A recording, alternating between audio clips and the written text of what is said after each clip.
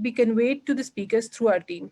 The session will be moderated by Mr. Shahid Minhas, Head CLT at SDPI, and now I hand over the session to him so we may begin the proceedings. Thank you. Thank you so much, Ms. Aisha. Ladies and gentlemen, good afternoon. Welcome to the 44th episode of this online virtual webinar series. And on behalf of Sustainable Development Policy Institute and Center for Learning and Development, I'm really glad to welcome all the panelists and all the audience and the participants, those who have joined and those who will be joining this webinar. Ladies and gentlemen, that we all are knowing that we are in a pandemic situation. So the world has been witnessed that due to this COVID-19 pandemic, there are so many challenges in all spheres of life. People who are working in health sector, people who are working in education, in social change, in any walk of life, they are facing so many fear and challenges. And of course, SDPI is one of the leading institute in Pakistan, which is #1 in Pakistan and number 15 in South Asia and Pacific, and believe in the capacity development, policy advocacy, policy outreach, and policy intervention research-based program to improve the life of the people and to highlight those challenges and how we can address those challenges. Ladies and gentlemen, as I have mentioned that we are in a COVID-19 era, and this is not simply a health issue. It is a complete paradigm shift. Now we are going to shift everything, including our behavior, our practices, our approaches to new life skills and new practical exercises and experience. As far as Pakistan is concerned, Pakistan is also one of the country having such challenges, being a developing country, and also having challenges being so many other issues like poverty, like low education, out of school children, quality education, and many things. And overall, the learning behaviors. We as a society think that we are not as much proactive to adopt new methods and new techniques whenever these challenges are there. Pakistan is the only country in the world having demographic dividend, which is 64% of the people less than 30 age, which is a huge human potential. We have 44% of the youth, which is the highest number in the world, and this is a double-edged weapon. If we are not able to train to scale our youth, this youth might be converted into a threat to the development processes and to the learning processes as well. For that purpose, we have to be very carefully understand and to uplift and to design the programs to uplift these youth and these people. Another challenge in Pakistan and in other developing countries is that not only the learned people, not only the youth which is having education, the other people, those who are not qualified, they are also facing so many challenges. So the learning and development is the title of today's webinar, the learning overall and the development as it's a continuous process. We have requested and we have the honor of having four very distinguished panelists among us. Let me very briefly introduce my panelists, Ms. Cheryl Francisconi. Cheryl, thank you so much and welcome to this webinar. Ladies and gentlemen, Cheryl Francisconi is working with Institute of International Education, one of the world leading institution based in USA. Cheryl is heading the European Union section, the Europe section, and she's based in Budapest, Hungary. By profession, she has done MSW and public health from the University of California. She is extensively good in grooming the young leadership. She's been working in the developing countries and has extensive work experience of working with the world leading institutions like Packard Foundation, like IIE, and now she is contributing to build the capacity of the young professional, higher education component, recruitment program, overall leadership program. With this very brief introduction, I honestly welcome on behalf of SDPI, Cheryl. Thank you so much for being with us. We have our second panelist with us, Mr. Kaisar A. Raja. Kaisar A. Raja is heading the Skill Enhancement Academy, which is based in UK. He is the CEO of this academy and has extensive and diversified work experience of working in almost 82 countries. And he is having a background of legal affairs and managing the legal programs, neuro learning programs, the health component. He is excellent prolific speaker on the TOT, training of trainer program, and many other programs that, for example, emotional intelligence, life coaching, body language, conflict management, so on and so forth. He has expertise and contributing across the globe. We have the honor of having Mr. Kesaraja to this very August forum. Welcome, Mr. Rajan. So let me also welcome my third fresh speaker, Mr. Faisal Shafiq. Mr. Faisal Shafiq is Pakistan origin, Canadian national now, is working with Alberta Health Services, Canada. He has focused public, private, and non-profit organization work and contributing to improve and uplift the vulnerable groups uh, in the marginalized society, even in the developed world. He has extensive work experience of working with communities at grassroots level in Pakistan prior to shifting to Canada 12 years earlier. He was actively engaged with the community development projects when he was working with Family Planning Association of Pakistan and a doorstep project. And I'm personally witnessed that he has the potential that how to engage the aggressive and non-cooperative individuals, and the how he engaged the communities is excellent. So with this very brief introduction that he's been associated with this institute, working on the health component and the leadership program. He himself is a leadership fellow, and he has done his a master's from Australia and also the project management professional certification from the USA. With this brief background, let me welcome Mr. Faisal Shafiq to this panel. So last but not the least, my colleague, my mentor, my senior Brigadier retired Muhammad Yasin. He is the senior advisor, SDPI for the capacity development program. He's been associated with SDPI since long. He has the expertise of working with the Pakistan military in the strategic planning program and then the government of Pakistan for various research and the development program. He's been associated with SDPI. He is the founding father of Center for Learning and Development. In 1992, he is the person who has founded this Center for Learning and Development. He has contributed a lot in this learning and development processes. Holds a chartered engineering degree from the UK and then masters in political science. He has been to USA, Canada, and UK for various strategic and management program. He is the author of co-author of 2 books and author of 1 book, Learning and Development. With this very brief introduction, let me welcome Sir Muhammad Yasin to this panel to share his thoughts. So, ladies and gentlemen, thank you so much. Let's proceed with the first speaker. And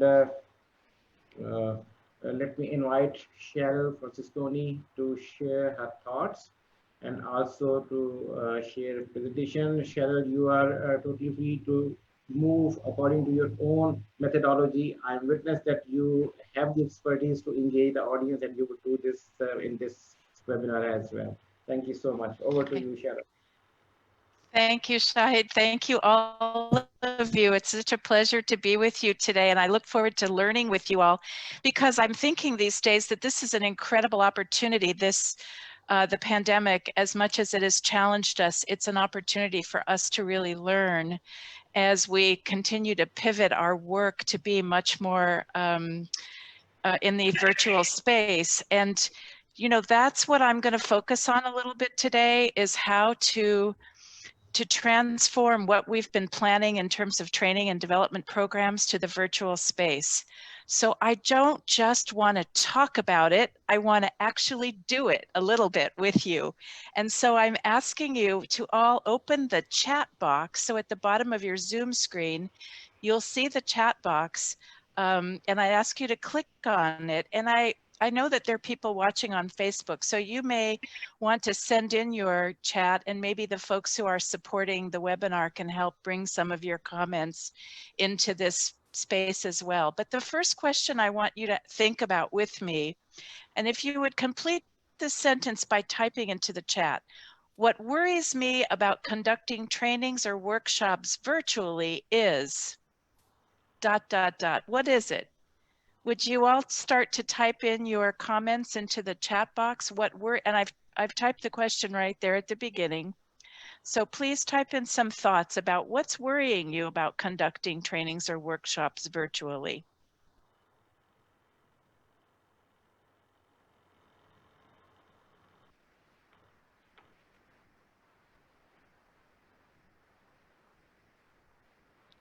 I'm looking forward to seeing your comments.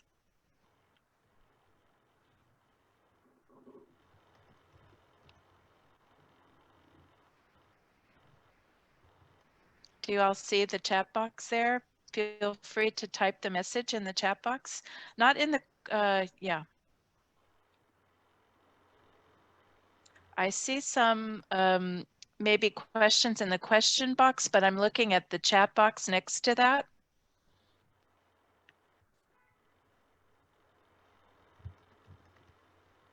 In the Q&A section, Cheryl. Is that where they are? Okay.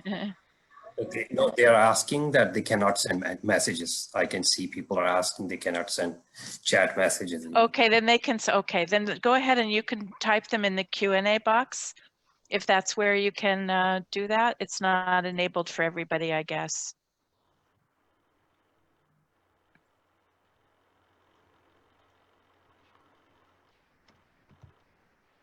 Okay, here's some coming in. How can we use time effectively during this pandemic?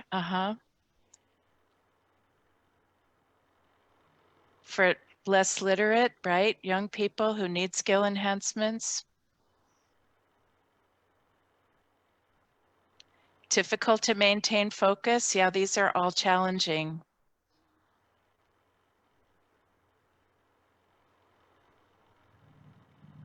So the question again is, what's worrying you about conducting trainings or workshops like this in your work? What are the kinds of challenges that you have to face when you're conducting trainings in a virtual or online space?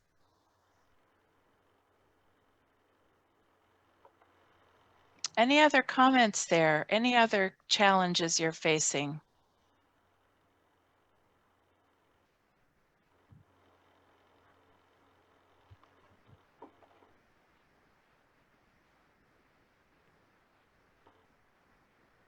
Technology interruption, right. The readiness of trainers, right, and trainees. Not everybody's prepared for this, that's correct. Yes, we're seeing connectivity issues, access to technology. It may be that learning doesn't feel like it's as effective as being in the same room together, for sure. That's one of my assumptions that I have held. It takes longer, you're right. Feedback is delayed and usually it's not really, it's not always, we can't always respond to where everybody is coming in. It does take more time. Right, there are financial needs. Great, these are great comments. Excellent. Thanks for continuing to share. I'm going to add another question for those of you who are still typing. I'd like you to also talk to me about what is exciting about the possibility of virtual learning. Does anybody have any thoughts about what's exciting you about the possibility of virtual learning? when I first started, I'll say something here while you're typing, but when I first started to think about how to take my work, which was always in a space with people, how to bring that into a virtual space, I was really skeptical. But I'm learning a lot about how to make these programs effective, and I'm going to share a few tips about that. But yeah, the body language is not always viewable as a trainer, right? Yeah, these are all really good. Does anybody have any positive or kind of exciting? Here's one thing that's coming up for us is that I was on last night I was supposed to be in the US for a big learning summit. And because it got changed to a virtual space, more people could join. And so sometimes the virtual space allows people to join together when they weren't able to do that before. Online tools are very supportive. That's true. Thank you for that. Yes, the first session was motivating and feedback was exciting. This is great. Online education has an advantage that variable cost is virtually zero, so students can afford it. It's exciting till you can learn from anywhere, geographically inclusive. Yes. We're not always bound by a certain place. We can be doing this from anywhere, easy to afford.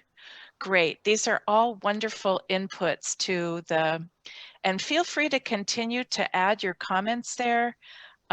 It's really helpful to keep engaged in this way, and I'll try to keep, if any questions come up during the session, we'll definitely try to address those, and if my colleagues can help me with any thoughts. But I think it's really helpful to engage with each other in ways like this so that we can be bringing in our own thoughts.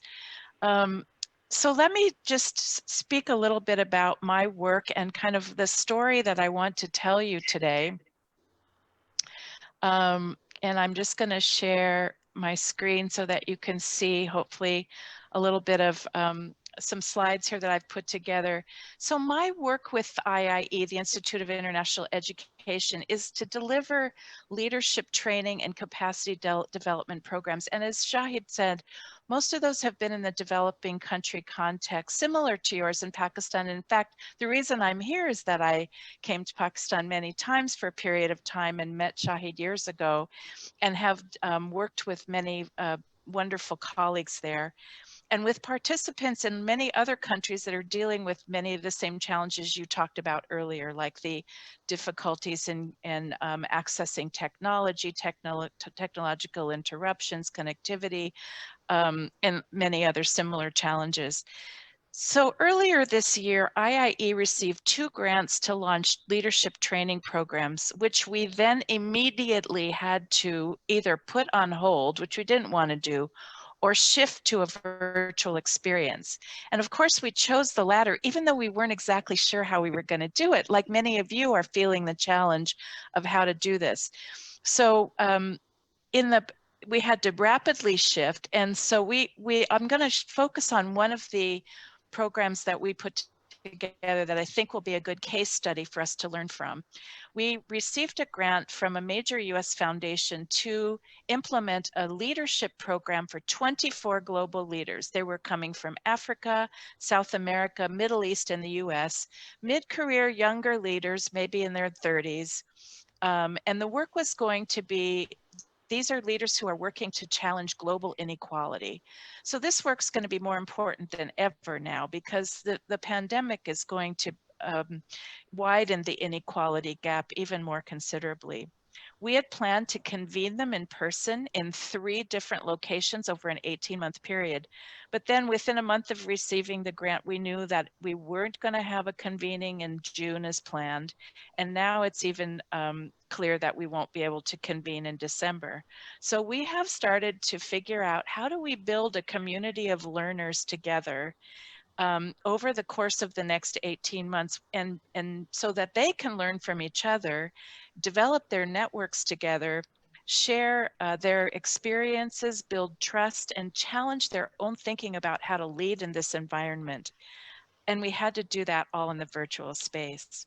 So the team I was working with, we went back to review some of the guiding principles that we hold when we design trainings. And I know that you all have a lot of these principles that you think about when you're designing trainings. And I'm going to share a few of the ones that we have put out there just to share some ideas. And you can also add in the chat box or the question box any that are meaningful to you. Here are some of the ones that we've been thinking, that we always think about. How do we build trust and psychological safety in the classroom space, in the training space, and create a community of practice in real time? We want to be able to help people connect to their networks. The reason I'm here is because I was in a network over the years, and I've kept those networks strong. And Shahid is one of my longtime colleagues, someone I've met and I've kept a connection with. How do we do that in a virtual space? How do we keep participants' learning and development at the center? How do we encourage peer learning and exchange and value the expertise in the room? Certainly, I want to do that even more than I can in this particular platform. How do you get to exchange with each other? A little bit of my exercise at the beginning was to try to hear from you and have you hear from each other. There are lots more ways to do that. How do we support continuous improvement for the participants, but also for us as the training team? How do we create real, honest, and candid spaces for listening first and deeply rather than talking at people? Even the fact that I have to sort of talk at you today is not always comfortable for me. And how do we model inclusivity and integrity? So as I said, we wanted to get away from this, where everybody's sitting in a room looking at a screen, to this, where we have a chance in a virtual space to connect people in one-on-one pairs, in small groups, in the larger plenary. We want them to get to know each other deeply so that they can be sharing their leadership journey together, expand their networks, and of course, work together to amplify their critical work. So we started to adapt our principles in a new reality. I'm sure you've all participated and led workshops where there are many different types of activities that foster learning and engagement, and which create a space in a face-to-face. And we know that the most important and effective adult learning techniques are not to be in a lecture all the time, but to really create small group and action learning activities, right? So in person, we also have break times and lunch times and times that we could really engage with each other, get to know each other, learn who we are, and find some time to have conversations and bonding together, right? If we had been able to bring these 24 people together for a week, we'd be together in all kinds of engagements, and there would have been this really long focus on relationship building. But now we were going to have to do that over time zones, which consolidated our time significantly to 3.5 hours a day rather than a whole day workshop, right? So how are we going to do that and make it effective? The most impactful use of that time. So here we went back to these principles and we started to think about some of the tips that we could introduce, like getting people to introduce each other in much real or deeper ways in advance of the workshop, maybe by having them connect to each other. We actually asked them to introduce themselves through artifacts and cultural artifacts or music or poetry that was meaningful to them. We had them talk to each other in advance. And then in this space, when they came together, we asked them to introduce their partner so they could get to know each other a little bit better and start to create that connectivity. That's just one example of many things that you could do in advance. We did a lot of things in advance. We wanted to make sure that the 3.5 hours we had together wasn't just lecture time. We wanted that to be engagement time, so we were using that time as much as possible for people to talk to each other. We asked people to meet in their regional groups in separate Zoom links and then come together to share their experiences about their work and how COVID is impacting it with a larger group. That's another way to encourage peer learning. The technology, as some of you said at the beginning, has been terrific in terms of allowing for small group discussions, so that's great. We wanted to create how to create this real, honest, candid space.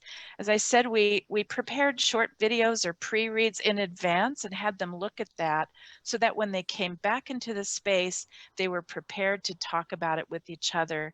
We're using the technology to really foster that kind of reflective listening. So Zoom, as we're using now in the actual meeting space of Zoom, gives us a lot more flexibility to open up the mics and create engagement. One of the other things we've done for supporting continuous improvement is to organize regular gatherings between convenings with the same principles of engagement so that the connections can deepen. We also are opening open spaces so that they can convene each other as they wish. Over the course of the next 18 months, they can decide to have conversations that are meaningful to them. You all talked about logistical considerations and technology. There are quite a few things that I think are really worth doing when setting up workshops. And I think this is true whether you're doing a one-off workshop for one group of people in a 2-hour session similar to this, or whether you're doing it over a course of series of workshops with a group of people. A lot of these principles, you know, I'm sure that you think about these as you design your own programs. We want to test the technology in advance, make sure that it works. We did that with our panelists just before we joined you today, just to make sure we could all be heard, make sure the platform is inclusive for everybody as much as possible. When possible, we try to find additional support. There might be some people who need to go to a different place to access the internet, or to, even if there's financial support available to upgrade internet, or if organizations, I think I'm seeing in the philanthropic sector a big increase in making possible funding for this kind of work, knowing that the internet is a challenge. In some work I'm doing in Ethiopia, it's similar. The foundation is wanting to help improve internet accessibility to many community-based organizations. So look into that. Record sessions as much as possible so people can attend, to look at them later. Provide stretch breaks and energizers to keep the energy high. And finally, another thing is we try to think of how our trainings can be head, heart, and hands, not just intellectual exercises, right, where we're just talking about data and information that people have to process, but what kinds of things can we do actively? I asked you at the beginning to type into the box. That's a hand thing and a head thing. And some of the heart things that we can do, we use music a lot at the beginning and end. Zoom allows you to do that. We were ending our sessions with a dance off, so people are actually moving. Participants are sharing art, poetry, and meaningful quotes and moments of inspiration. And we are also using supportive social media or other platforms like Basecamp, Slack, WhatsApp. I mean, many of you are using WhatsApp, I know.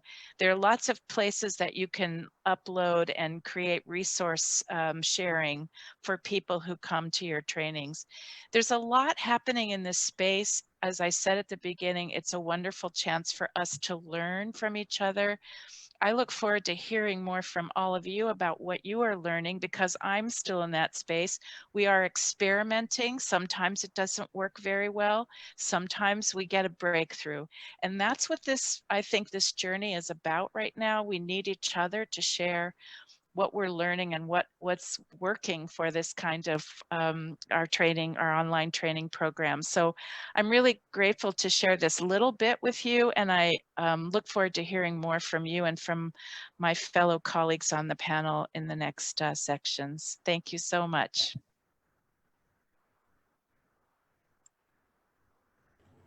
Thank you so much, Sharad. Thank you. It's a lovely presentation, and you very rightly mentioned that okay, so training is somehow different from the teaching and also lecturing, and really the cultural exchange. And you mentioned about the music, dancing, the cultural dance, the cultural thing, jokes, tips, exercises. Exactly, these are the things which really required in the training program. Thank you so much for this very enlightening presentation. So let's move to the next panelist, and I'll request to Muhammad Yasin sir. Sir, please share your thoughts on this learning and development process and your experiences, and the way you do it in a very enlightening mode with jokes and all that. So how you will contribute to this? Over to you, sir. Thank you, Shahid. Uh, am I being heard? Yes, sir. Yes, sir. Thank you. Thank you. Assalamu alaikum, everybody. It's a great pleasure to be with some of the, very learned trainers and training managers. The presentation by Cheryl has been really impressive. What has impressed me most is that they provide financial assistance to the trainees so that they can upgrade their internet. I wish we could all do that if we had the resources. Let me start by saying that we have seen that with lockdowns, hands-on and face-to-face trainings are now very limited. In my view, the formal education in schools and colleges, they may not be experiencing that much problems because their curriculums are standard and they are laid down. However, there are difficulties when they have to use labs for research work, and also if they have to train trainers who are not trained for online training. However, our experience is that for skill development, on-the-job learning, and continuous personal development, certain actions before, during, and after the training has to be taken to ensure that the training was result-oriented. This involves training needs assessment, reaction of trainees during the training, and after the training on their job, post-training. But because of the prevailing pandemic, trends to adopt virtual trainings are on the rise. During the pandemic, most of us have been surprised how quickly and effectively technological transformation has taken place. However, the apps and platforms that are currently being used for remote learning and development face numerous challenges, like that the trainings are not interactive and participatory. These are boring. Learning management systems are weak, and non-verbal cues cannot be observed. These and some more complaints come uh, in online trainings. Now it seems that for interactive and participatory trainings, virtual reality is finally coming of age. What is the best way of imparting trainings when everything is shut down? COVID-19 has forced us that evolving technologies have to be adopted so that the show can go on. The Sustainable Development Policy Institute, as Shahid said, started its training program right from when it was raised, when it was established in 1992. Initially, we trained our staff, but we started our online open enrollment training program in 1998. So far, I am happy to share that we have delivered over 800 trainings, training more than 15,000 people, and 700 organizations have benefited from our training program. We've also now the experience of conducting international trainings. As Shahid explained in the beginning, Sustainable Development Policy Institute has three main activities. One is the research, which is our bread and butter. The second is advocacy. We advocate on issues of national importance and provide policy recommendations to the government and to other stakeholders. Now, continuing, virtual reality has been in vogue as a training tool even before COVID-19. And the military, energy, and other sectors, they have been using this tool even before. But we have to prepare ourselves for this transformation. As Cheryl also said, we are given the opportunity to create engaging experience for participants. Trainees can explore virtual environment and their interests will be maintained, resulting in better comprehension and retention. But the question is that are developing countries like Pakistan ready to switch over to virtual reality as a training tool? Mostly the thinking here is that people learn best by doing, working alongside each other and under the supervision and guidance of a qualified trainer. The other serious problem is the continuous availability of stable internet. Most developing and less developed countries are least internet inclusive.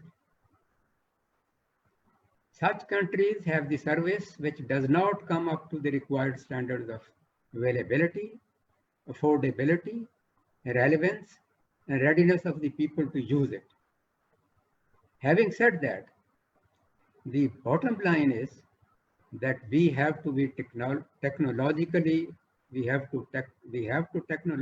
transform ourselves, because as the World Health Organization has warned, that there may not be post-COVID-19 environment and the pandemic may become a part of our life. The future pandemics cannot be ruled out, as these have been hitting the world even before. What then is the best way? I am sure that this particular webinar will be a brainstorming exercise, and we can perhaps share what is the best way to ensure interactive and participatory learning and development of adults. Let me end with the saying of George Couros, and I quote, "Technology will never replace great teachers, but technology in the hands of great teachers is transformational." I thank you.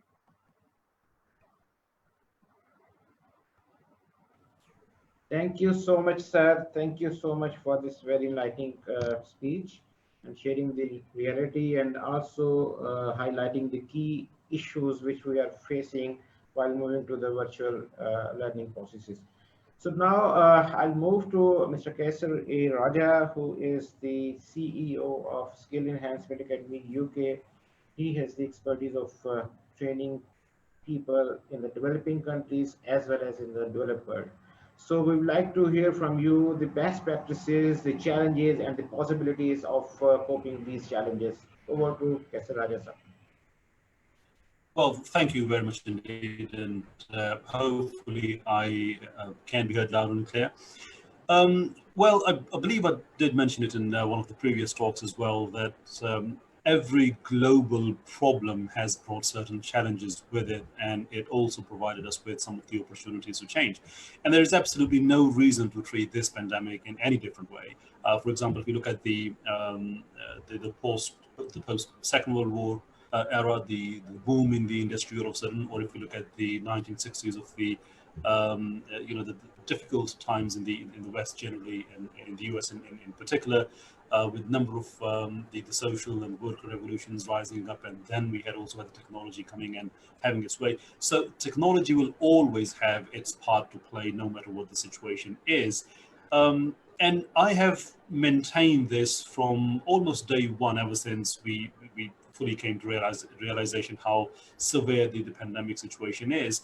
That the pandemic has not really radically changed anything. If anything, it has accelerated what was going to happen in any case, i.e. moving to the virtual world in terms of the professional services, the trainings, and so forth. Even today, I was looking at some of the reports published in the year 2000 by the National Library for the Medical Studies in the US, and in the year 2000, they were talking about the inevitability of going into the virtual trainings. Year 2000, we are talking about a generation ago, when even then the preparation was there. In 2017, McKinsey reports that the 14% of the global workforce, that amounts to some 365 million people, were already preparing and planning to go towards the learning new skills, mostly through the virtual trainings. That is because the artificial intelligence and a number of other artificial word processes were replacing the human need in the industry. So it was already happening. That is the point I'm trying to make. The current pandemic has just accelerated it. Is it a good thing? Well, it absolutely is. Is it a bad thing? Well, that depends. Because in business community, there is a saying that the latest time by which you can afford to change is with the time. It's not after the time. And there's been a huge number of global companies. They fail to embrace the change, and now they are nowhere to be seen, be it the Blockbuster or Nokia or Kodak, you name it. Those are the corporate giants, but they are just no longer in existence because they fail to see the change and embrace it. So is it good? Absolutely. Anyone who believes this to be an opportunity to change, it is a good thing. But for anyone who believes that, no, this probably is another short-term change and it's not going to have a profound impact on daily life in the training industry and the services industry, I think they will wake up to a very hard reality one day. Now, what are the practical challenges for the trainers? So now I am talking about the training providers, as well as the people who actually provide the training, i.e. the employees of the training providers. Well, there are some psychological issues, because typically speaking, the trainer takes the energy from the class, because it is a two-way interaction. Now, changing that all of a sudden and talking into a camera and trusting that you can be heard, you can be seen, and assuming that everything is going fine, that is a huge leap. And I think the trainers will need a lot of training into that as well. So when we talk about the traditional TOC, or the training of trainers, or the train the trainer program, I think it is now warranted that the digital element is included as standard, because more and more training will go that way. Same goes for the people as well. But in my opinion, the people, i.e. the trainees, they will find it relatively easy to embrace the change than the trainers. And then the reason I say that is because one thing that we have seen in the realm of technology is that the change is relatively consistent throughout the world. For example, 20 years ago, for a village farmer in Pakistan, in India, in Africa, it was, using a mobile phone, a touch-screen mobile phone, was certainly a foreign concept. But now they are as proficient as using the YouTube videos and sharing all the great comedy clips and the Facebook, all that, just like anybody does in the developed world. So I think it will be easier for the learners to catch up. But for the trainers, the fact that you are talking into a camera and you're assuming a lot, and you're looking at your slides like Cheryl was doing, and her, she herself literally was dealing with different dimensions, the slides, and is my voice too clear, and so on and so forth. So that's an ongoing thing that the trainers have to do. Therefore, it does take a little bit more on the trainer side. As for the middle phase, I think that is, we are neglecting a big time. And what I mean by the middle phase is, look, where we are at the moment, we all know where we are. Where we want to be, that is also clear, and that is the virtual training. Eventually, everybody will move towards the virtual training. But it's a huge technological leap, jumping from here and landing safely over there.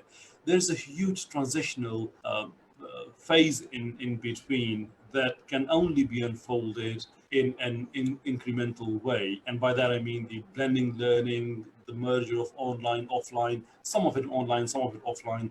And some of the trainings are simply impossible to be taught in an online environment. All the skill-based, be it the medical students, how to conduct the surgeries, or be it anything that requires something hands-on, it is almost impossible. Now, is it completely impossible? Certainly not, because we do have some of the additional add-ons within the technology that are available, such things such as the holographic technology or the augmented realities. They can actually bridge the gap. They are available, but they are not available to the masses, people like myself and yourself on a daily basis. But another thing we know with the technology is that it does become available fairly quickly. And I am probably going to make a somewhat controversial point now, but I think I should at least. The debate has to be started on this. And that is the use of the military, or the contribution from the military around the world. Noam Chomsky famously said that the military is a misunderstood institute in the world, because people think that the militaries are just for defense, which no doubt is an important part of their existence. But mostly what they do is they lead the world of technology. That's why we hear terms such as military grade technology and so on and so forth, because they make that and then they make it available for general public. So now when we see there's a huge gap in the technology that we can use for the virtual trainings and so forth, I think militaries in the world can come forward and they can offer whatever military grade technologies they use for the international communications. Of course, there are going to be the questions about the privacy and the secrecy. That's how the militaries they operate. Of course, that has to be respected.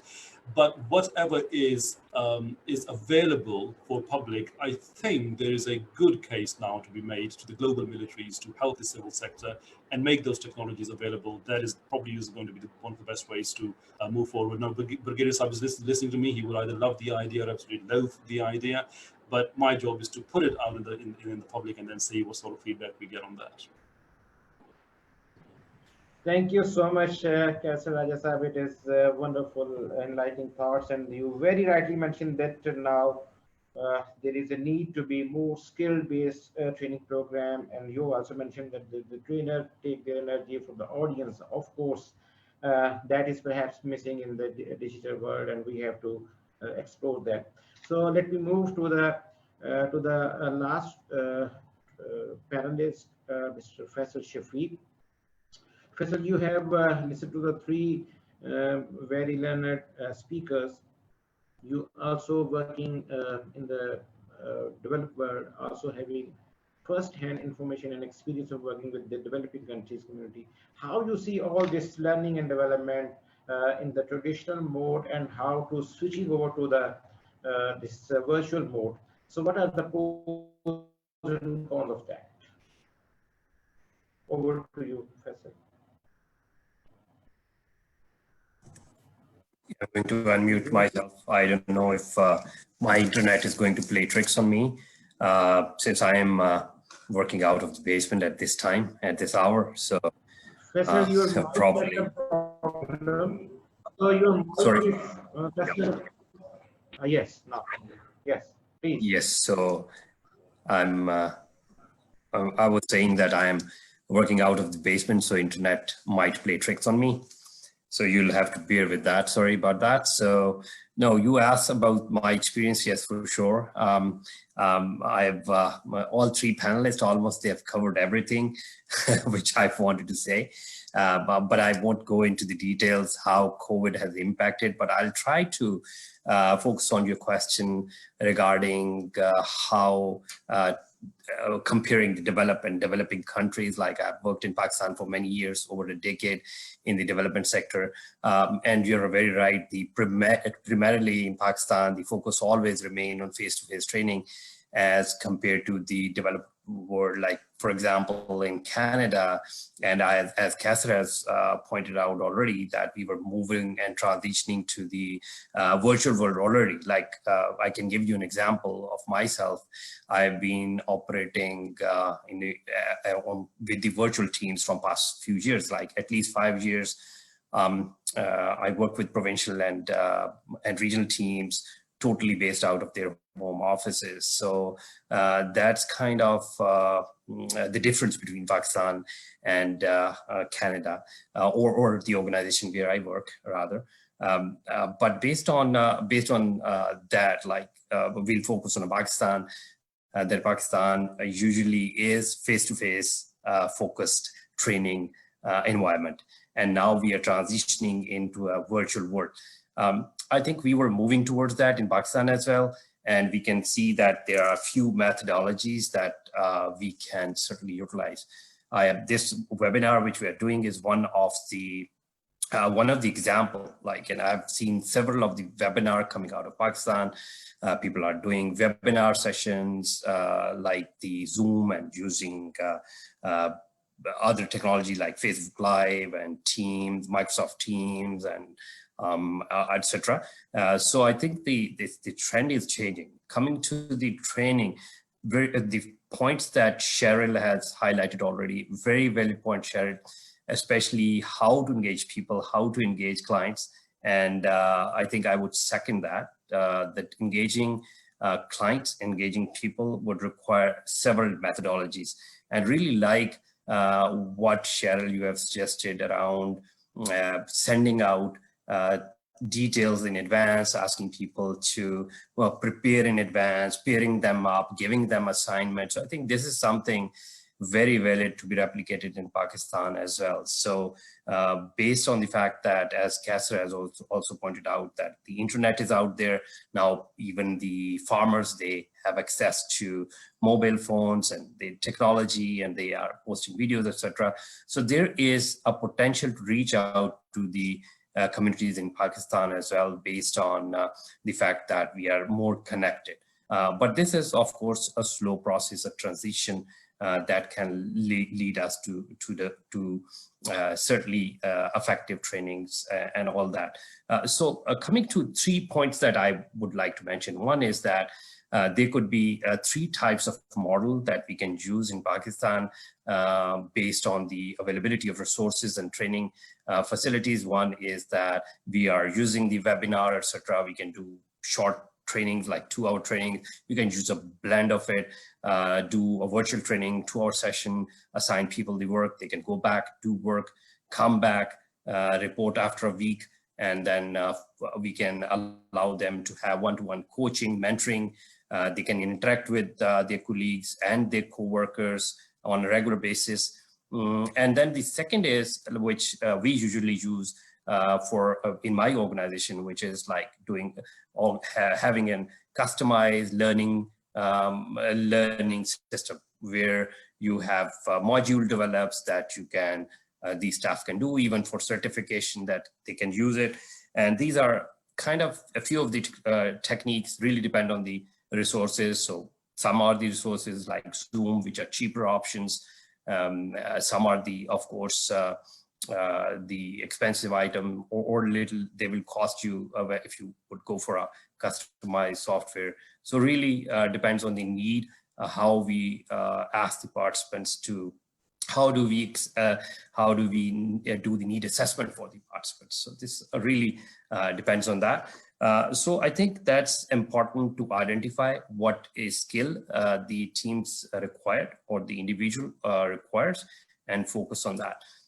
So as an organization, as all the leaders, we need to focus on learning and development, and not to ignore that important component, and focus on that. So I think that's probably what I wanted to say around a few of these techniques and models that we can use. Over to you, Shahid. Thank you so much, Faisal, for this very brief but very insight experience of the learning and training component. So we have completed our first round, and almost we have about 30-35 minutes for the question and answers. Before going to the question and answer, let me very briefly, very quickly throw one question to all the panelists. Anybody would like to respond to this? And the question is that how the trainers would be able to create an environment virtually to engage the audience like face-to-face learning, as Cheryl has mentioned, as Rajesh has mentioned, that we need to understand that how and when to engage audience for keeping them alive, keeping them with us, and keeping their mind open for the constant learning. And secondly, so what new things we need to include in the training and learning processes. So these are the questions. Anybody would like to respond to this, and then I'll move to the question and answer, and then we may have the final round.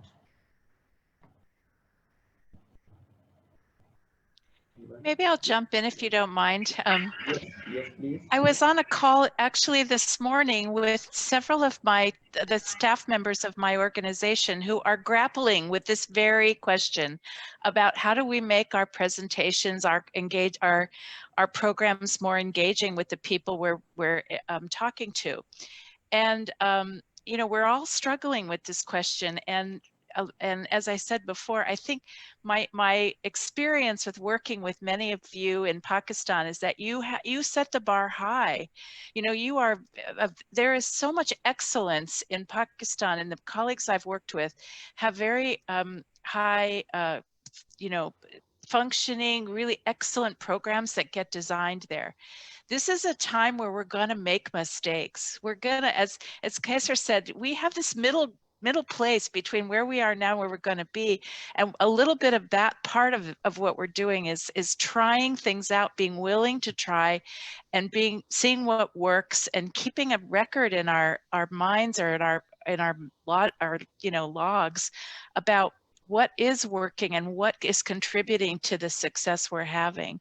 So one of the things that, you know, I tried to model at the beginning is to set the stage right at the beginning that this is going to be an interactive session, right? I want to hear from you. Now, we didn't have the technology that allowed breakout groups. I do that with Zoom all the time, immediately get people into a breakout group.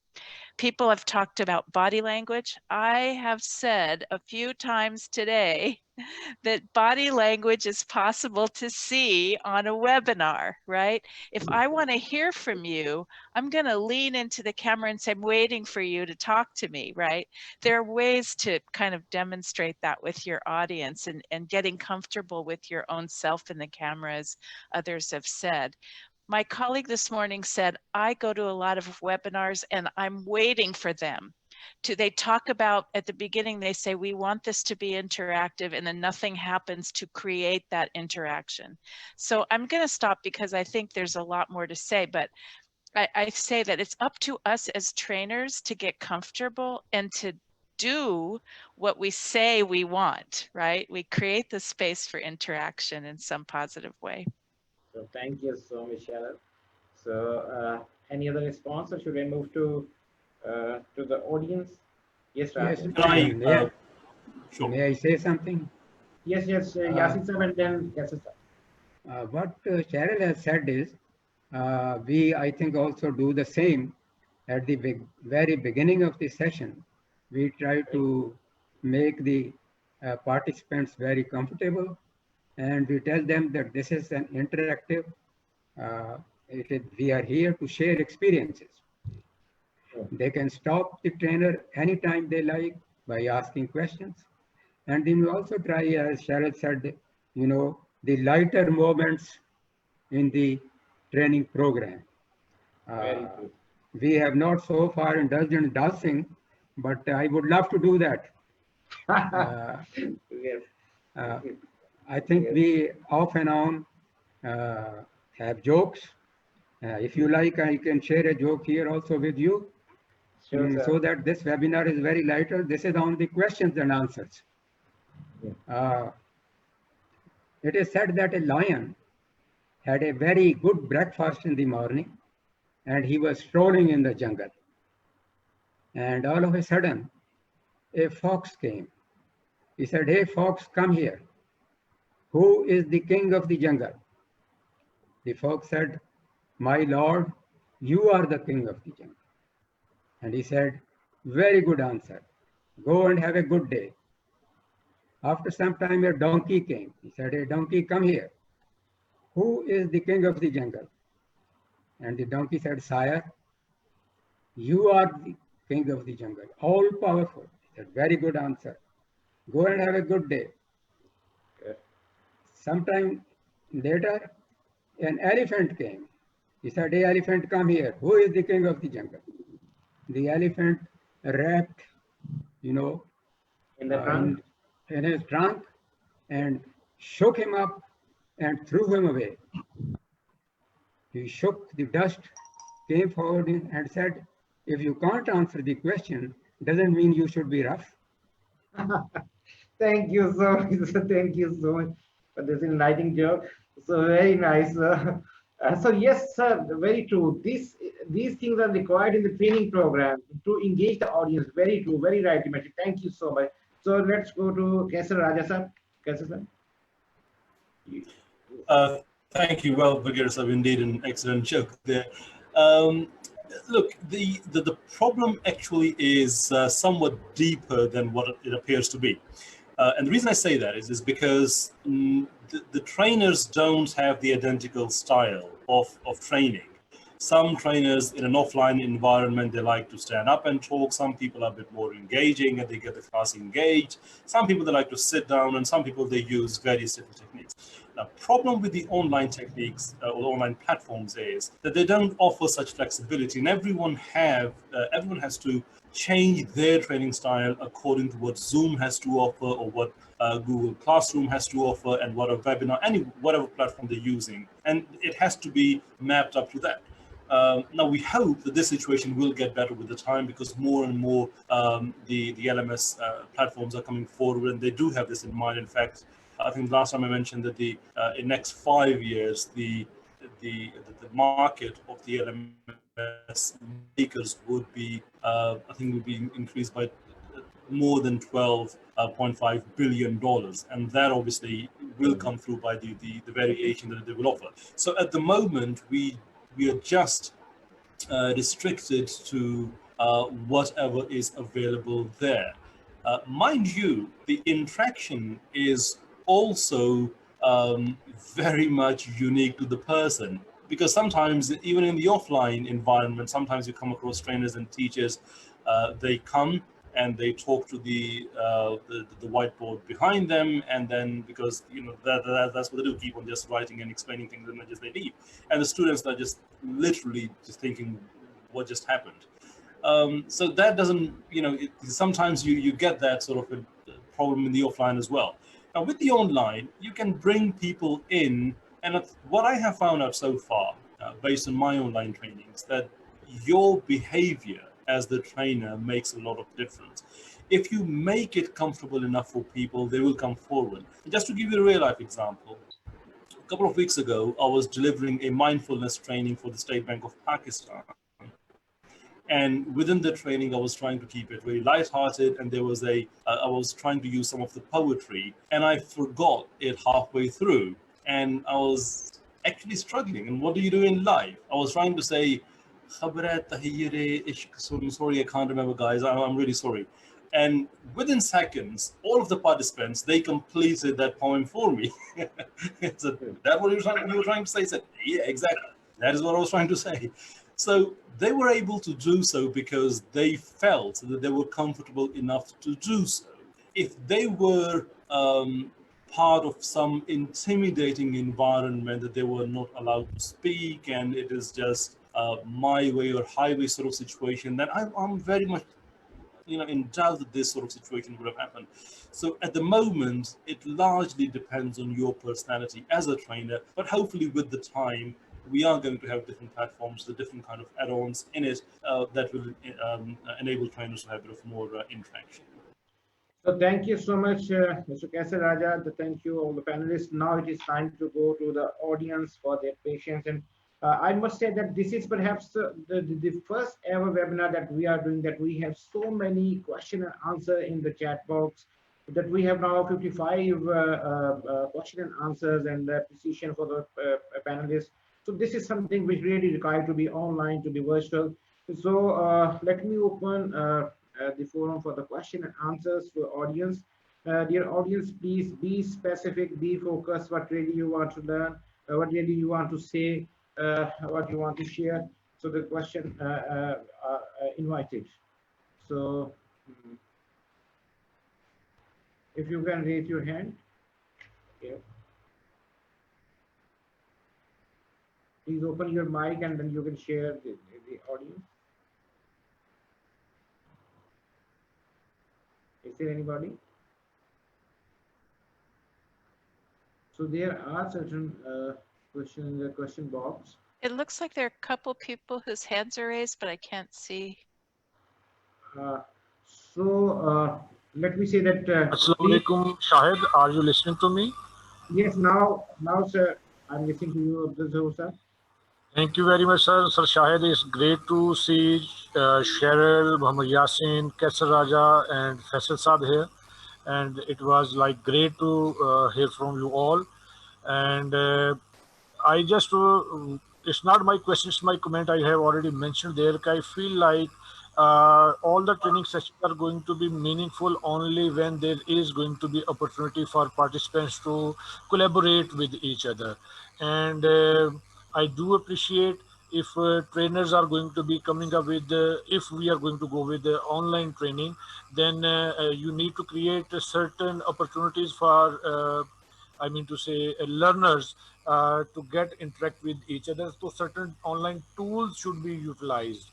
And I want to add here one comment on what Kaisar Raja was talking about related to military related that connectivity program or this sort of thing. I feel like a lot of investment from government part in all these developing countries is required, where they need to invest more into connectivity things. It's not only, I feel like, not only should be taken onto military only. They have certain barriers, they have certain reservations or constraints. They may not go for it, but governments and there are certain, I mean to say, well-off people or business community who need to come forward and make this, I mean to say, connectivity issue, I mean to say, resolved for most of the users. That is my Very true, Abdul sir. Thank you so much. So anybody else? Yes, Kaisar sir, you want Sorry, to? can I come onto this, Shahid Saab? Yes. Well, I knew it would be a controversial point. I had absolutely no doubt in my mind when I was making it. But perhaps I failed to express myself as good as I would have wanted. The idea of the military involvement is not Pakistan specific.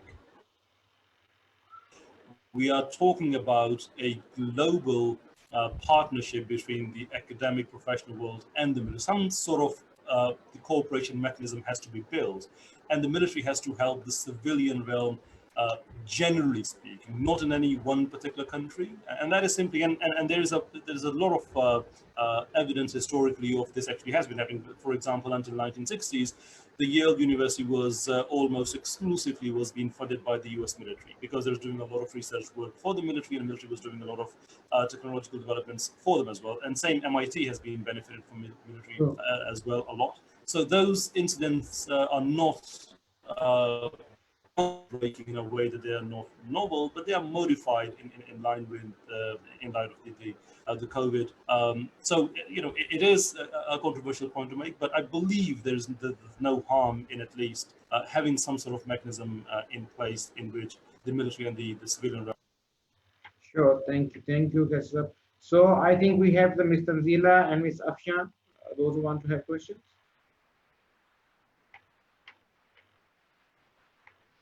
Miss Afshan, are you there? Okay. So anybody else? Any other? Any other question or query? Okay, so I have received just one question, and the question was from Ms. Aksha from Germany. And yes, Ms. Tanzila? Hello. Hello, who is there? One way, Mansar, your mic is on. Mr. Tanzila, your mic is on. Please, one by one. Yes. Should I continue, or someone else would like to continue before me? Who is there? Yes, Imran here from Stockholm. I would like to just ask about that, how we can use time efficiently while during this working from home scenario during this pandemic. And I'm actually working from home since almost 3.5 years, 3.5 months. And I mean, first some week it was quite okay, but then when you don't have any social gatherings, it's not so easy actually.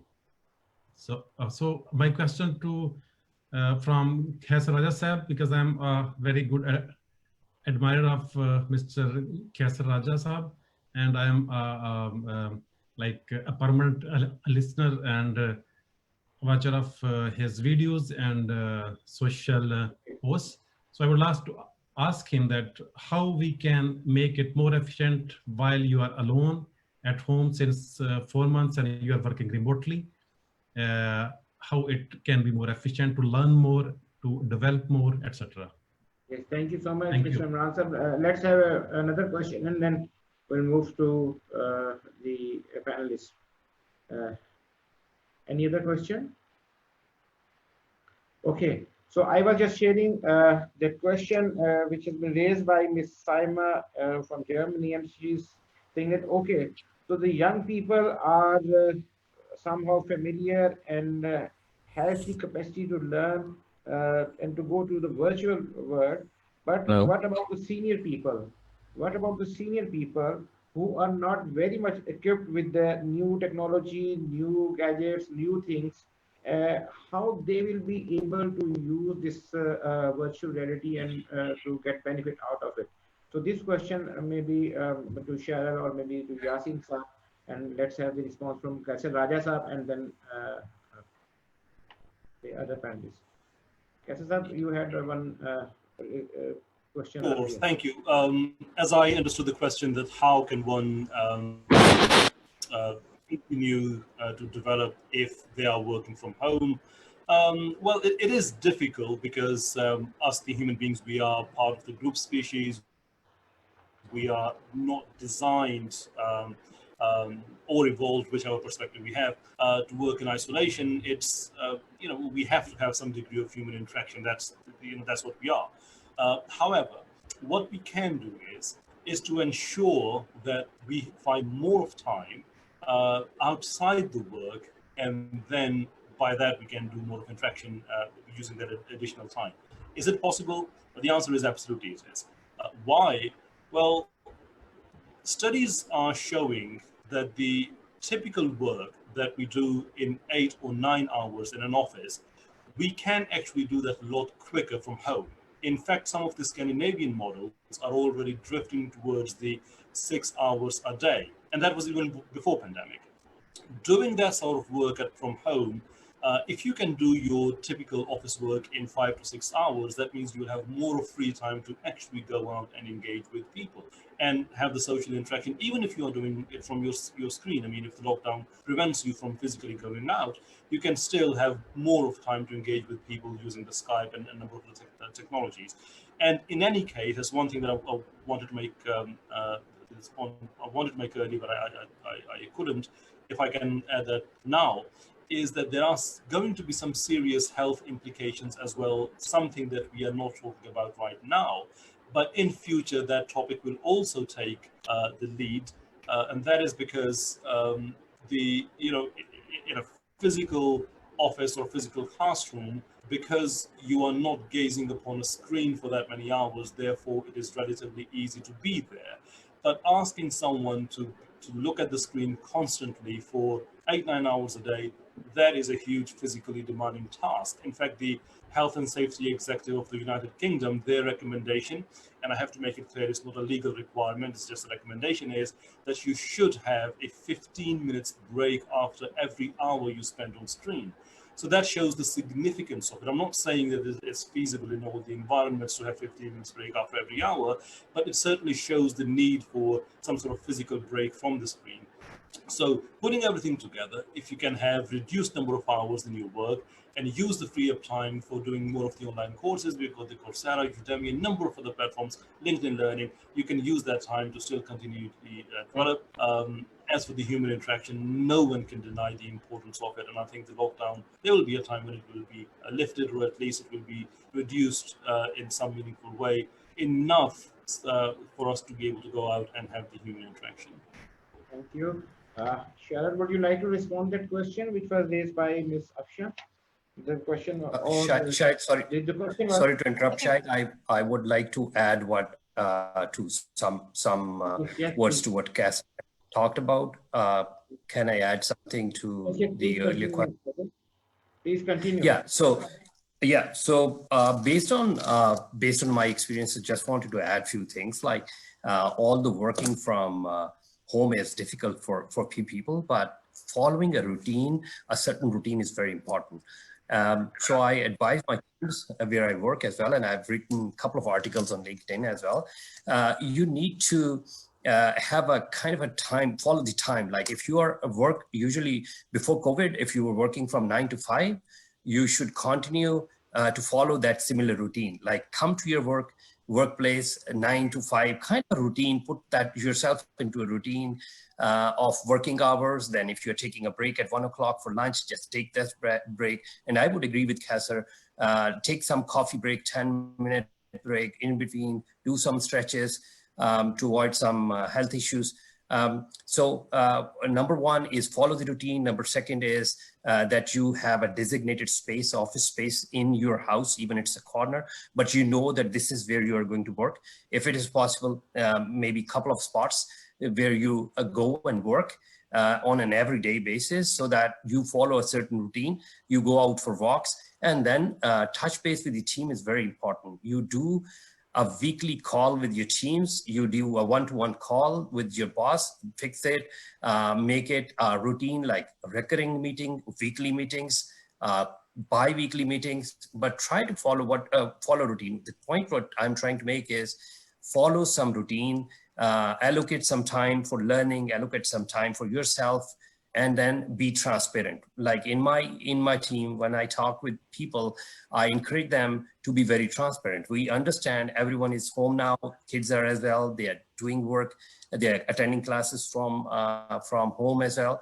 So it's important to be transparent. If I have to take a break to help my kid to have their half an hour or an hour class, I should be very open to my boss, like to let them know that this is what I'm going to spend my time, and I'm going to catch up and cover for that in the evening. So that's kind of my take is try to follow a certain routine, and that would be easier for you. Yeah. Thank you, Faisal, for the very valuable input. Yes, Sharon, please. I really want to just thank both of you, or appreciate both of what you just said, because I think the other thing I would add, in complete agreement, is that I'm seeing as a leader of an organization and a staff of people who report to me that not everybody's, some people have stuck to that routine you talked about, Faisal, and other people are finding a different way of working. And I think that as this situation that we're living through is really redefining the way we do our work, not just, whether it's at home or, but how we engage, what we do, how we do it, the way we handle our family. There's a lot going on in our environments that impact the way we do our work. And I think as people who lead organizations, those of us who have this responsibility, we have to really be paying attention to well-being of our colleagues and those people who are in our organizations. And I was really happy to hear you say, Kaiser, that you do what mindfulness, workshops, because I think those are the kinds of things that are helping us cope in a tremendously stressful time. We've seen a lot of illness among staff. Even I had something non-COVID related that had me off for quite a number of weeks. I think the stress of what we're going through is impacting us, and we have to be flexible about the work week and how we're supporting people. On the topic of working with those older adults perhaps who aren't as tech savvy, I think this is a point around not just older adults, but people maybe who haven't been as engaged with technology in the past. It could be younger too, but didn't have access. I think that, for me, one of the things we've been doing for people who struggle is make sure that we're in touch with people in advance of the training. So, many of us set up training, send out the link, and then expect people to come. Sometimes if it's possible, if you've got a program or participants who are not sure they can participate because they have concerns or access issues, it's good to have a one-on-one call or do a pre-test call or test the technology with them. I think that little bit of extra care that, if possible, that somebody on the team or a trainer can do just to help the person get comfortable before time makes the training so much more engaging and so much run smoothly. And we did this for all of the various fellows we've been working on. I also wanted to say something about accessibility, because we've talked about, I mentioned that we had some funding that we could provide for participants who needed to either upgrade their internet or buy a headset or something like that. And so many of our organizations have provided bringing people together and paying a per diem or whatever, creating a lunch for their participants that no longer is needed. So there are ways to find resources sometimes within programs. But there's also, I think we can be sharing resources about who's providing us additional support for participants around hardware, around internet access. And I think that the more that we can, in advance of our actual time, engage with people to help them get ready for the training, it's for me, it's not enough to send a link and expect people to show up anymore. It really requires a lot of pre-work, more than we would have done in the past with inviting people to come into a room. Sure. Thank you. Yes, Yasin sir, yes, please. Your mic is off. Yasin sir, your mic is off. Thank you. Yes. Is it on now? Yes, it's okay. The question is, working from home is very boring, and what can I do about that? There has been a lot of studies on this. For example, McKinsey, according to their study, they say that 80% of people, they enjoy working from home. And 44% of them said that we are now more productive as before. So, and I also support Hassel Shafiq that it's better to have, a fixed routine like you had in the office, and your working place, it should not be too comfortable that you can sleep there, and it should not be too emotionally depressing. So if you can follow the same routine, I think it's, as many people as enjoy, they are more productive. And in fact, some of the organizations have told their employees that they may have to work from home, like Twitter. They say that now perhaps the employees will have to work from home permanently. And the other two, Facebook, they now rotate their employees. Some work from office, some work from home. So I think, most people enjoy it. We have to, live with what is going on. Thank you, sir. Thank you so much. Mariam, do you have any other question from the audience?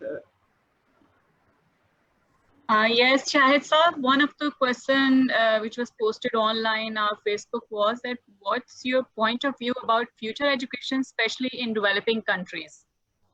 Future of education, especially in developing countries. Yeah. What's your in a virtual mode? Yes, anyone, any panelist can respond. Okay, very briefly, so the question is that the scope of education in a virtual world. What is the scope of education in the developing countries in a virtual world? So if you have a very crispy response, maybe Cheryl, you are doing this, engaging the higher. Your mic is off. I see.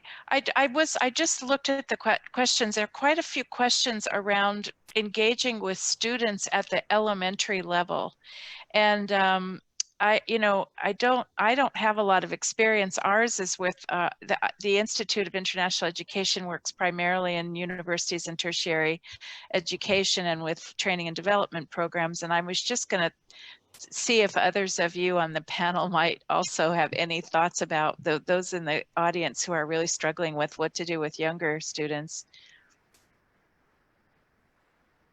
Thank you. Yes, Kaisa, very crispy response on your side. Yes, sure. Well, I see a very bright future there. I certainly don't see any problem which is not solvable. Yes, there would be some transitional difficulties, but I suppose that's pretty much normal with any aspect of the life. And the reason I say that it's not going to be a big problem is because we are dealing with a generation that was literally born in a time when Facebook was a normal thing. I mean, within our lifetime, we have seen Facebook that was once upon a time was a brand new thing that has changed the human interaction for good.